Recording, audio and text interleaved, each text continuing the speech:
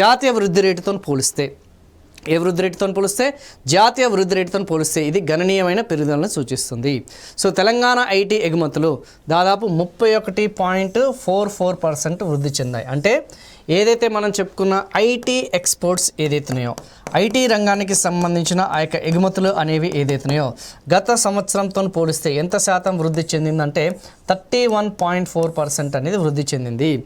అదే జాతీయ స్థాయిలో చూసుకుంటే ఈ యొక్క వృద్ధి రేట్ అనేది ఏ స్థాయిలో, ఆ యొక్క జాతీయ స్థాయిలో దీని యొక్క వృద్ధి రేట్ అనేది చూసుకుంటే కేవలం 9.3% మాత్రమే ఉంది.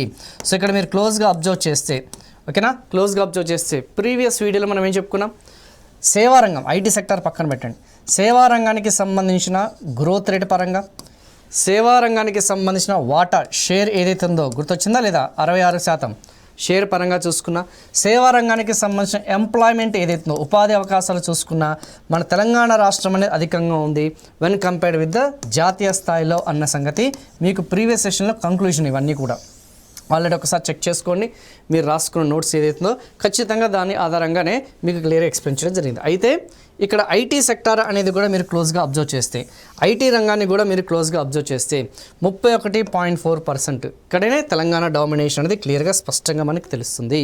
సో ఇది టీఎస్కి సంబంధించిన ఆ యొక్క వృద్ధి రేటు. ఎక్స్పోర్ట్స్, ఐటీ ఎక్స్పోర్ట్స్, ఇవి ఐటీ ఎక్స్పోర్ట్స్ వృద్ధి రేటు, మళ్ళీ ఐటీ వృద్ధి రేటు కాదు, ఐటీకి సంబంధించిన